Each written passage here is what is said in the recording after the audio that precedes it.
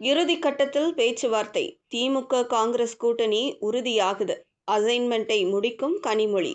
திமுக காங்கிரஸ் கூட்டணி பேச்சுவார்த்தைகள் இறுதிக்கட்டத்தை எட்டியுள்ளதாக திமுக வட்டார தகவல்கள் தெரிவிக்கின்றன. டெல்லியில் உள்ள ராகுல் காந்தியின் இல்லத்தில் திமுக எம்பி கனிமொழி அவரை சந்தித்து பேசியதை தொடர்ந்து கிட்டத்தட்ட இரண்டு கட்சிகளுக்கும் இடையில் கூட்டணி இறுதியாகியுள்ளதாக கூறப்படுகிறது. சுமார் 1 மணி நேரம் நீடித்த இந்த உயர்மட்ட ஆலோசனையில் இரு கட்சிகளுக்கும் இடையிலான உறவு குறித்து விரிவாக விவாதிக்கப்பட்டது. தமிழக தேர்தலுக்கான திமுக காங்கிரஸ் கூட்டணி தற்போதைய நிலையில் உறுதி செய்யப்பட்டுள்ளது என நம்பத்தகுந்த வட்டாரங்கள் தெரிவிக்கின்றன.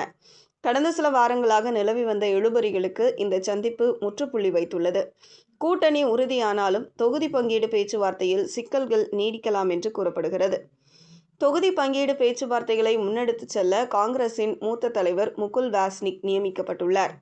இதற்கு முன் இந்த பொறுப்பில் இருந்த கிரிஷ் சோடங்கருக்கு பதிலாக அவர் நியமிக்கப்பட்டுள்ளார். கடந்த 2021 தேர்தலில் 25 இடங்களில் போட்டியிட்ட காங்கிரஸ் இம்முறை தனது எண்ணிக்கையை 40 தொகுதிகள் வரை உயர்த்த வலியுறுத்தி வருகிறது. காங்கிரஸ் கேட்கும் 40 இடங்களை வழங்க திமுக தயக்கம் காட்டி வருகிறது. அதிகபட்சமாக 28 முதல் 30 இடங்கள் வரை மட்டுமே வழங்க திமுக முன்வந்துள்ளதாக தெரிகிறது. இந்த சந்திப்பில்